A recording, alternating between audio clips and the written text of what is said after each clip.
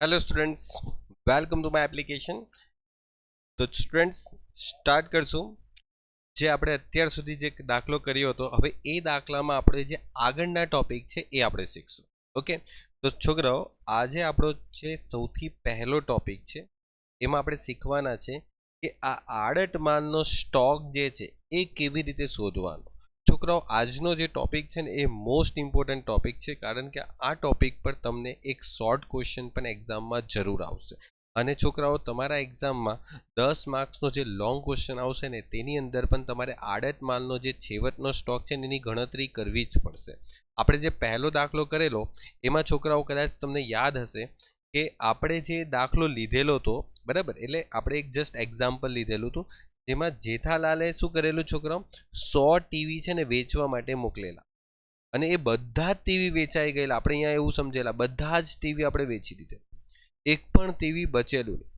હવે છોકરાઓ એવું બનશે નહીં, એક્ઝામમાં જ્યારે દાખલો આપશે તેમાં કદાચ એવું બની શકે કે 100 માંથી સમજો 90 ટીવી જ વેચાયા હોય। ઓકે, 100 માંથી કેટલા ટીવી વેચાયા હોય? 90 ટીવી જ વેચાયા। અથવા તો ઘણી વખત એવું પણ થાય કે રસ્તામાં આપણે સમજો આપણે શું કરેલું કે એક જગ્યા પરથી 100 ટીવી બીજી જગ્યા પર પહોંચાવેલા, અમદાવાદથી મુંબઈ, મુંબઈથી અમદાવાદ, આવી રીતે તમને દાખલો આપશે। તો એમાં છોકરાઓ ઘણી વખત શું થાય છે, રસ્તામાં અમુક ટીવી સમજો કોઈ નુકસાન થઈ જાય, એક્સિડન્ટ થયું તો નુકસાન થઈ જાય, તો એ નુકસાનના કારણે કોઈ નુકસાન પણ આવશે અને વીમા કંપનીએ નુકસાનીના પૈસા પણ આપશે। તો છોકરાઓ આ બધી વસ્તુ હવે આજના લેક્ચરમાં આપણે શીખવાની છે। ઓકે, તો આજે આપણે ફક્ત એ જ ગણતરી કરશું જે આપણે જરૂર છે અને શીખવાની છે। ઓકે, તો અત્યાર સુધી જે આપણે શીખી ગયા એ તો તમે લેક્ચર જોઈ લેજો, બરાબર। આના પહેલાનો લેક્ચર ફર્સ્ટ પાર્ટમાં, આજનો આપણો સેકન્ડ પાર્ટ છે ફક્ત સ્ટોકના મૂલ્યાંકન। ઓકે, તો જો આજનો આપણો જે ટોપિક રહેશે એ સ્ટોકનું મૂલ્યાંકન। હવે સ્ટોકનું મૂલ્યાંકન માટે પાછો આપણે એ જ એક્ઝામ્પલ કન્ટિન્યુ કરશું, પરંતુ એ એક્ઝામ્પલની અંદર આપણે આજે સ્ટોકને મૂલ્યાંકનને લગતું ઘણી બધી વસ્તુ એડ કરશું। અને છોકરાઓ આજના લેક્ચરમાં આપણે એ પણ સમજી લેશું કે આવર્તક ખર્ચા અને બિન આવર્તક ખર્ચા કયા કયા। ઓકે, ચાલો તો છોકરાઓ સમજીએ।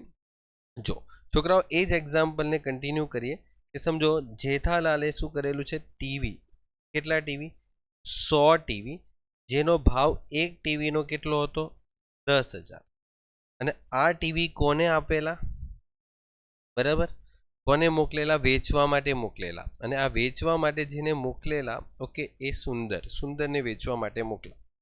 હવે તમને ખબર છે છોકરાઓ કે ટીવી જેમ વેચવા માટે મોકલે એટલે ખર્ચો થાય, અને આ ખર્ચો એમાં ઘણા બધા ખર્ચા થાય। માલ મોકલવાનો ખર્ચો, ઓકે, એટલે ટ્રક ભાડું, ઓકે, પછી એનો વીમો, આ ઘણા બધા ખર્ચા થતા હશે। ઓકે, એટલે સમજો આપણે અહીંયા લખી દઈએ કે કોના ખર્ચા? માલ ધણીના ખર્ચા। હવે માલધણી એટલે કોણ? અહીંયા આપણા માટે જેઠાલાલ। જેઠાલાલે કયા ખર્ચા કર્યા? તો છોકરાઓ જેઠાલાલ હવે જે ખર્ચો કરે છે એમાં એનું નામ આપી દઈએ। સમજો જેઠાલાલ એ 100 ટીવી સુંદર સુધી પહોંચાડવા માટે સમજો વાહન વ્યવહાર ખર્ચ કર્યો। કેટલો ખર્ચ લઈ લઈએ? સમજો આ 100 ટીવી મોકલવાના ખર્ચો કેટલો થયો? સમજો ટ્રકવાલાએ 50,000 રૂપિયા લીધા। અને બીજા વીમો ઉતાર્યો। વીમો ઉતાર્યો એટલે સમજો રસ્તામાં કંઈ નુકસાન થઈ ગયું તો એના માટે આપણે ટીવીનો વીમો લીધો, અને એ વીમો સમજો છોકરાઓ આપણે લીધો 10,000। ઓકે, એટલે જેઠાલાલે ટોટલ 10,000 અને 50,000 આ બે પ્રકારના ખર્ચા કર્યા। ઓકે, તો એ જે ટ્રકમાં ભરીને માલ મોકલશે 100 ટીવીનો, અને વીમો એના પર 10। એટલે સમજો છોકરાઓ તમે ટેકનિકલી કે આ સુંદર સુધી જો ટીવી પહોંચે, સુંદર પાસે 100 ટીવી પહોંચે, તે 100 ટીવી પહોંચતા પહોંચતા ત્યાં 100 ટીવીની પડતર કેટલી થઈ જશે? વિચારો, 100 ટીવી સુંદર સુધી પહોંચે તો સુંદર સુધી 100 ટીવીની પડતર કેટલી? જો છોકરાઓ અહીંયા મોકલેલ માલ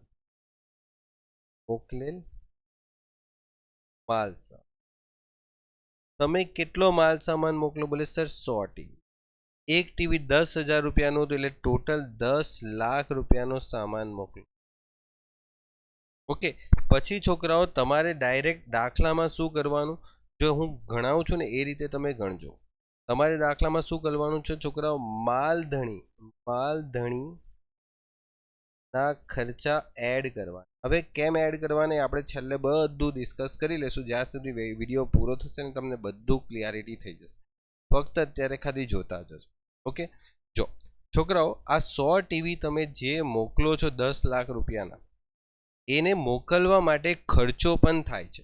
તો જો છોકરાઓ તમે સાચા બિઝનેસમેન હોય ને, તો તમને હિસાબ કિતાબ એકદમ સારી રીતે આવડતો હોય ને, તો તમે એટલું તો કહેશે જ કે સર આ 100 ટીવી મોકલવા માટે 60,000 રૂપિયાનો આપણે ખર્ચો પણ કરવો પડ્યો કે નહીં? બિલકુલ કરવો પડ્યો. એમને થોડી ટીવી જશે એક જગ્યા પરથી બીજી જગ્યા. તો છોકરાઓ, આ 100 ટીવી માટે આપણે 60,000નો ખર્ચો કર્યો, તો 100 ટીવીની જે મૂળ કિંમત હતી ને એ 10 લાખ હતી ને 60,000 મોકલવાનો ખર્ચો. તો હવે આ 100 ટીવીની પડતર કિંમત જો બોલવી હોય તો કેટલી બોલાય? બોલશો? આ 100 ટીવીની પડતર કિંમત જો મારે બોલવી હોય તો 10,60,000 બોલાય? બિલકુલ. કેટલા બોલાશે? 10,60,000 100 ટીવીની પડતર કિંમત. સમજાઈ ગયું? બિલકુલ. હવે છોકરાઓ, આ 100 ટીવીની પડતર કિંમત થઈ ગઈ 10,60,000. એક ટીવીની પડતર કિંમત શોધવી હોય તો કેટલી? તો તમે ભાગાકાર કરી દો. કોની સાથે? બોલે કે સર 10,60,000 ભાગ્યા 100. એક ટીવીનો ભાવ કેટલો થઈ જશે? 10,600 થઈ જશે. બરાબર, સમજાઈ ગયું? આ થઈ ગયા તમારા રૂપિયા અને આ થઈ ગયા TV. Okay, number of TV. હવે છોકરાઓ, થાય શું છે સમજજો. આપણે છે ને આ 100 ટીવી અહીંયા મોકલા ને, તો એમાં શું થયું? રસ્તામાં 10 ટીવી નુકસાન પામ્યા. ઓકે, અથવા તો તમને એમ કે રસ્તામાં 10 ટીવી ચોરી થઈ ગયા. 10 ટીવી ચોરી થઈ ગયા. ઓકે, સમજો.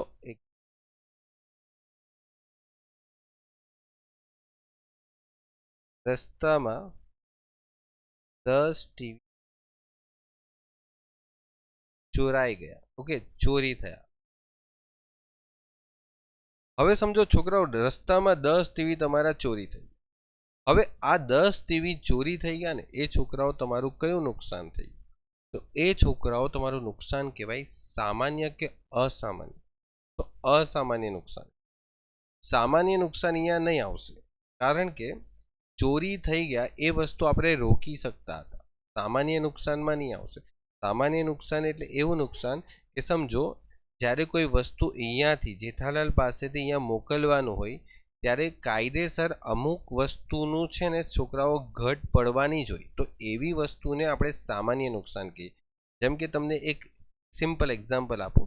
જેમ કે કોઈ વખત પેટ્રોલ તમે જોયું હશે, તો પેટ્રોલ જે છે ને, એ પેટ્રોલ જ્યારે એક જગ્યા પરથી બીજી જગ્યા હેરાફેરી કરવામાં આવે ને, તો છોકરાઓ પેટ્રોલના કેસમાં શું થાય કે સમજો તમે અહીંયાથી 1000 લીટર પેટ્રોલ મોકલો, તો જરૂરી નથી કે બીજી જગ્યાએ 1000 લીટરે એક્ઝેક્ટ પહોંચશે. કારણ કે પેટ્રોલ એક પેટ્રોલના ટેન્કરમાં ભરીને જ્યારે મોકલવામાં આવે, ત્યારે એમાં થોડું ઘણું પેટ્રોલ છે ને છોકરાઓ સ્પોઇલ થઈ જાય. એટલે સમજો 1000 લીટરમાંથી તમારું જે પેટ્રોલ છે એ અહીંયા પહોંચતા 995 લીટર પેટ્રોલ જ પહોંચે. વચ્ચે 5 લીટર પેટ્રોલ સ્પોઇલ થઈ ગયું. હવે એ પેટ્રોલ ચોરી પણ નથી થયું, પરંતુ કંઈ જ નથી થયું, ધોળાયું પણ નથી, ચોરી પણ નથી થયું, કંઈ જ નહીં. પરંતુ પેટ્રોલના નેચર, એટલે પેટ્રોલ જે છે ને એનું નેચર એવું છે, જેના કારણે આ વસ્તુ આપણે રોકી નહીં શકીએ કે અહીંયાથી 1000 લીટર પેટ્રોલ છે ને એ ભરીને ટેન્કરમાં મોકલું, તો અહીંયા પહોંચતા 995 લીટર પેટ્રોલ પહોંચે છે. હવે એ વસ્તુ પેટ્રોલના નેચર, એટલે પેટ્રોલ જે છે એ સ્પોઇલ થઈ જાય, એના કારણે આ વસ્તુ બને છે. તો એ સામાન્ય નુકસાન કહેવાશે, જેની આપણે અત્યારે કોઈ જ નોંધ કરવાની નથી. મેં તમને લખાવેલું પણ છે સામાન્ય નુકસાન. ઓકે, એને આપણે કેવી રીતે નોંધશું એ પણ આપણે ડિસાઇડ કરશું, પરંતુ અત્યારે આપણે ટીવીના કેસમાં એ વસ્તુ નથી લેતા. બરાબર, એના પર આપણે દાખલો અલગથી કરીશું. તો છોકરાઓ, ટીવી રસ્તામાં શું થઈ ગયા? ચોરી થઈ. એટલે સમજો આ સુંદર પાસે જે ટીવી પહોંચ્યા એ કેટલા ટીવી પહોંચ્યા? ફક્ત 90 ટીવી પહોંચ્યા, બરાબર. કારણ કે 100 ટીવી મોકલેલા, 10 તો ચોરી થઈ ગયા. તો આ જે ચોરી થઈ ગયા ને એ રસ્તામાં ચોરી થઈ ગયા. તો અગર કોઈ પણ સામાનને રસ્તામાં ચોરી થઈ જાય રસ્તામાં, તો એ સામાનને તમારે અહીંયાથી બાદ કર, બરાબર ને, કારણ કે ત્યાં પહોંચ્યા જ નથી. ઓકે, એટલે અહીંયા લખશું રસ્તામાં નાશ પામેલ માલ સામાન. ઓકે,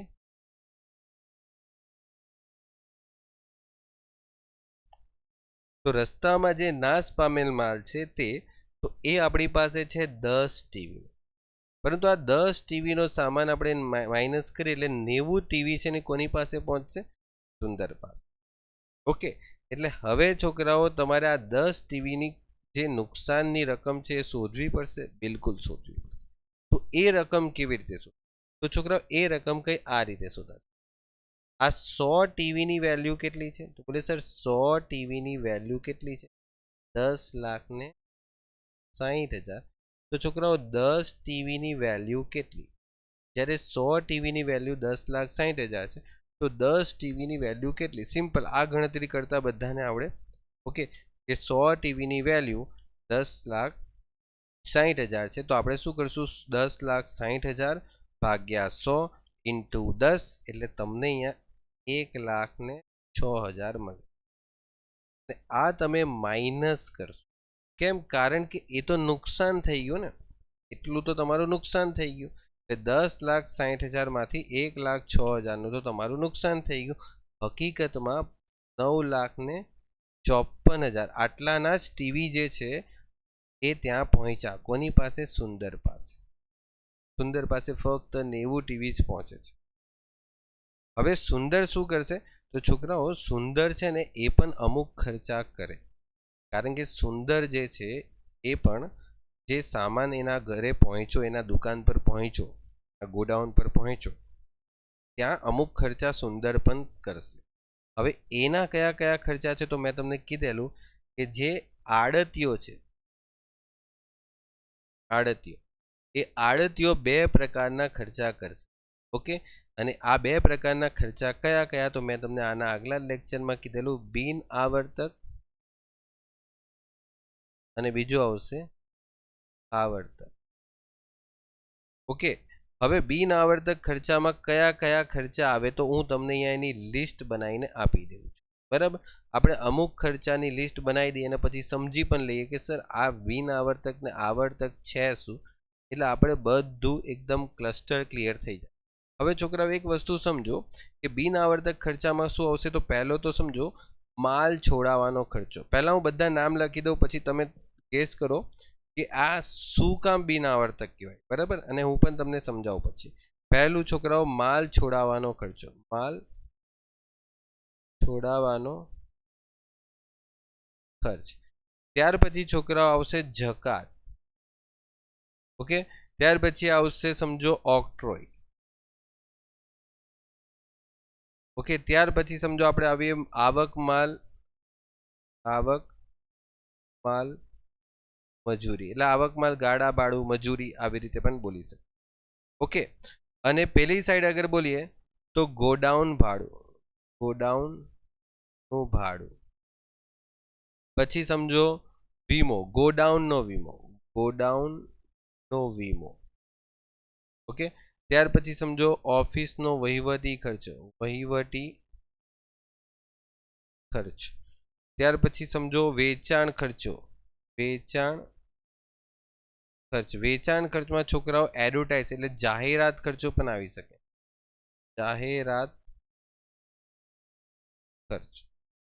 ઓકે, હવે છોકરાઓ એક વસ્તુ સમજજો કે આપણે ખબર પડી નામ પરથી કે આ બધા ખર્ચા આવર્તક અને બિન આવર્તકમાં કેમ છે. જો નહીં ખબર પડી હોય તો હું તમને સમજાવું છું એટલે તમને ખ્યાલ આવી જશે. ઓકે છોકરાઓ, એક પહેલો વર્ડ બિન આવર્તક ખર્ચા એટલે વારંવાર નહીં થતા ખર્ચા.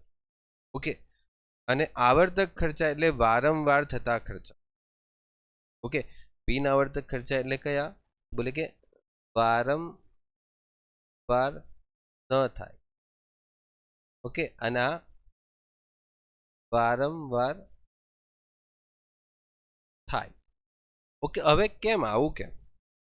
તો હું તમને એક એક્ઝામ્પલ આપું. આ દાખલાની અંદર છોકરાઓ, આજે તમે બિન આવર્તક ખર્ચા છે ને એને ધ્યાનથી જોશો ને, એના નામ ધ્યાનથી વાંચો ને આ જે ખર્ચા છે કયા કારણસર થાય છે ને એ પહેલા વિચારો.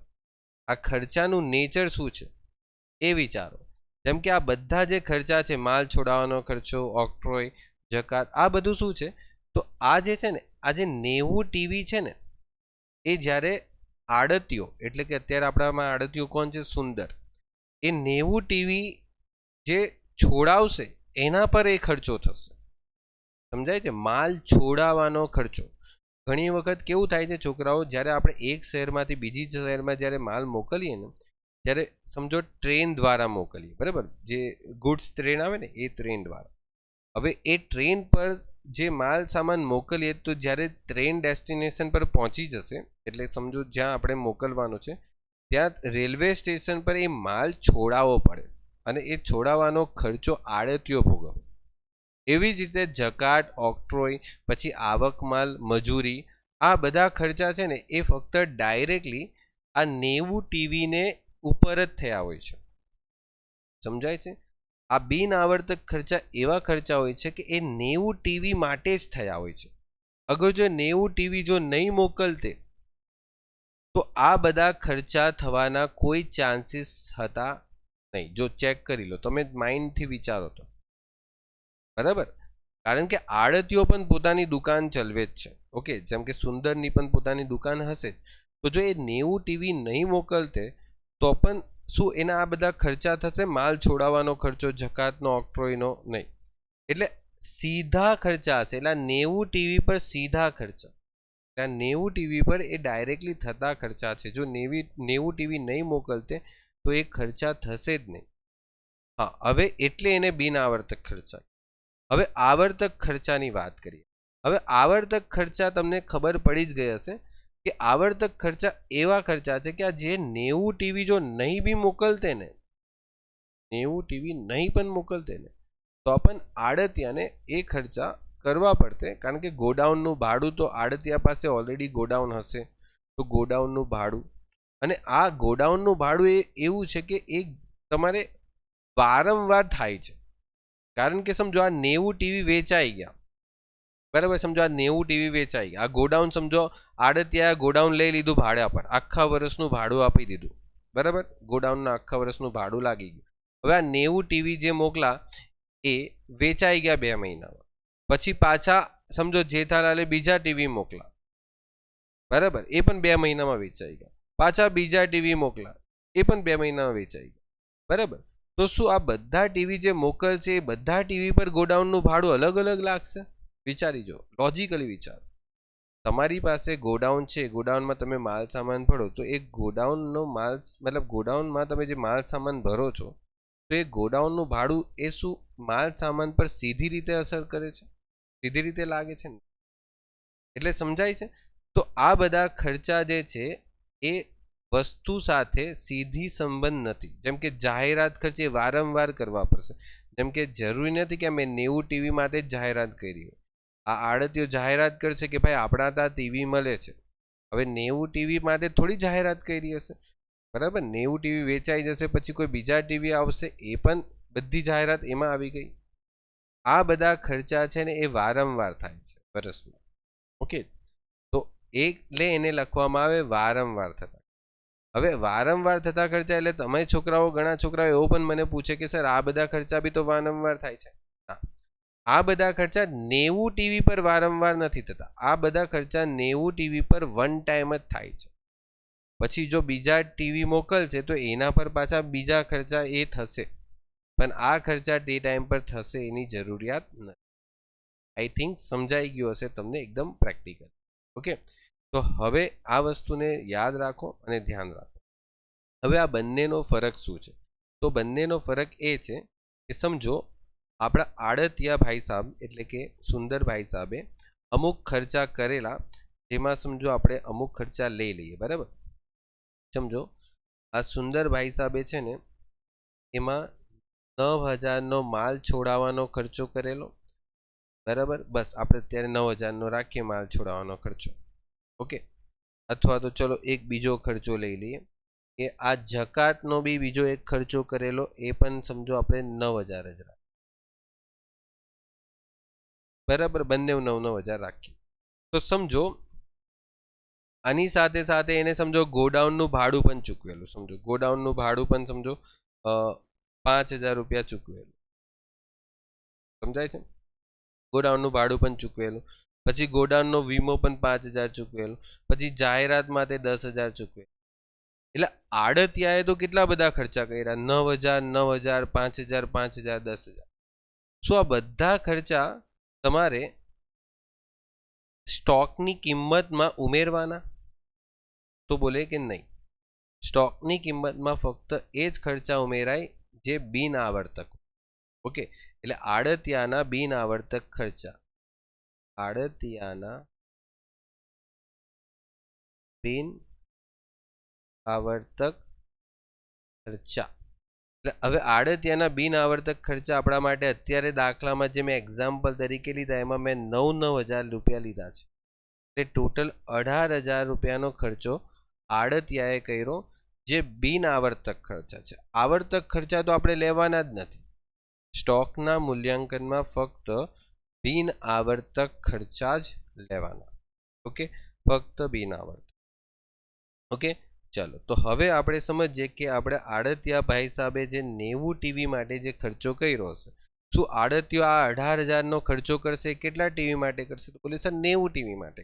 સિમ્પલ વસ્તુ છે. બીજા ટીવી માટે શું કામ કરશે? ઓકે, એટલે 9,72,000. સમજાઈ ગયું? હવે સમજો આમાંથી આડતિયાએ અમુક ટીવી વેચી દીધા. સમજો આમાંથી આડતિયાએ 90 ટીવીમાંથી કેટલા ટીવી વેચી? સમજો 80 ટીવીનું વેચાણ થઈ ગયું. 80 ટીવી વેચાણ થઈ ગયા. તો સમજો 80 ટીવી વેચાણ થઈ ગયા, તો હવે આખર સ્ટોક કેટલા ટીવીનો બચ્યો? આખર સ્ટોકમાં કેટલા ટીવી બચે? તો 90 માંથી 80 તો વેચી દીધા, તો 10 ટીવીનો આખરનો સ્ટોક. હવે આ જે 10 ટીવીનો આખરનો સ્ટોક બચ્યો એનું મૂલ્યાંકન કરવાનું છે. એની કિંમત કેટલી? તો છોકરાઓ બહુ જ સિમ્પલ કિંમત છે. સર આપણી 90 ટીવીની કિંમત કેટલી હતી? એટલે સર 90 ટીવીની કિંમત હતી 9,72,000. તો આ 10 ટીવીની કિંમત કેટલી? ઓકે, તો 9,72,000 ભાગ્યા 90 ઇન્ટુ 10 કેટલા થઈ ગયા? 1,08,000 થઈ ગયું. તો આ 10 ટીવીની કિંમત થઈ ગઈ. બોલો, સમજાઈ ગયું? એકદમ ક્લિયર કટ. હા, અગર જો દાખલામાં છોકરાઓ તમને એમ કે આપણી પાસે, જો અહીંયા ધ્યાનથી સમજજો, હવે આ મેઇન મુદ્દો છે. ઓકે, એક્ઝામમાં કદાચ આવે. જો દાખલામાં તમને એમ કે એક ટીવીની બજાર કિંમત, ઓકે, એટલે વર્ષના અંતમાં એક ટીવીની બજાર કિંમત કેટલી છે? તો આપણે સમજીએ. એક ટીવીની બજાર કિંમત હું તમને આપું એક સેકન્ડ. હા, એક ટીવીની બજાર કિંમત 10,900. તો આખર સ્ટોકની કિંમત કેટલી? આવો સવાલ પૂછે. તો છોકરાઓ અત્યારે આપણી પાસે આખરના સ્ટોકમાં 10 ટીવી છે અને એ 10 ટીવીની વેલ્યુ કેટલી આવી? 1,08,000. એટલે સમજો, જો આપણે આ 1,08,000 ક્યાં બતાવવાના થાય ખબર છે છોકરાઓ? આપણે કાલે જે પત્રક બનાવ્યું ને, જો આપણી પાસે બધા ટીવી નહીં વેચાયા હોય, જેટલા ટીવી બચી જાય એટલા ટીવી માટે પછી અહીંયા તમારે આખરનો સ્ટોક બતાવવો પડશે, જે હમણાં આપણે જોઈ લો. કે આપણે આના પહેલાના લેક્ચરમાં જે એક એક્ઝામ્પલ લીધું એમાં બધા ટીવી વેચાઈ ગયા. Okay done. એટલે આખરનો સ્ટોકની કિંમત કેટલી? જો તમને દાખલામાં આવી રીતે બજાર કિંમત આપી દે તો પછી આખરના સ્ટોકની કિંમત કેટલી? તો તમારે શું કરવાની? આ તમે જે ગણતરી કરેલી કિંમત છે ને એ પડતર કિંમત થઈ ગઈ. પડતર કેટલી પડતર કિંમત છે? 1,08,000. અને તમારી બજાર કિંમત કેટલી? તો છોકરાઓ બજાર કિંમત છે ને તમારી એક ટીવીની છે ને 10,900 છે. ઓકે, અને આપણી પાસે 10 ટીવી. આ બંને મળીને તમારી કિંમત જે થાય છે એમાં તમારે જે ઓછી કિંમત છે ને એ લેવાની છે. ઓછી કિંમત કેટલી? 1 લાખ ને આ તમારી ફાઇનલ આન્સર. પરંતુ જો છોકરાઓ આ દાખલામાં તમને એમ ફેરવી દેવામાં આવે, ઓકે, શું ફેરવી દેવામાં આવે કે એક ટીવીની બજાર કિંમત તમારી કેટલી છે? 10,500 હોય તો સ્ટોકની કિંમત શોધો. તો તમે કેટલી લખો? તો તમારી પડતર કિંમત પહેલા લેવાની. પડતર કિંમત તો આપણે શોધી જ લેવાની છોકરાઓ. કેટલી પડતર કિંમત? તો 1,08,000 આપણી 10 ટીવીની પડતર કિંમત. બજાર કિંમત કેટલી છે છોકરાઓ? તો બજાર કિંમત એકદમ સિમ્પલ, આપણી પાસે 10 ટીવી બચ્યા 10,500. તો 10,500 અને 10 ટીવી એટલે કેટલા આવે? 1,05,000. હવે આ બેમાંથી ઓછી કિંમત કઈ? એટલે સર આ બેમાંથી ઓછી કિંમત છે 1,05,000. 1,05,000. તો આ તમારા સ્ટોકની કિંમત. એટલે ધ્યાન રાખજો, તમને જો દાખલામાં સ્ટોકની બજાર કિંમત આપે તો એ સ્ટોકની બજાર કિંમત જે છે એ તમારે એની પડતર કિંમત સાથે સરખાવવાની. જે ઓછી કિંમત આપે એ તમારી કિંમત થઈ ગઈ. પછી છોકરાઓ જો તમને એમ કે દાખલામાં કે આપણી પાસે જે ટીવી બચેલા છે ને એ ટીવીમાં સમજો એના રિપેરિંગની જરૂરત પડી. તમને એમ કે સમજો ટીવી એટલે સમજો છેવટે બચેલ ટીવીમાં 5,000 ના રિપેરિંગ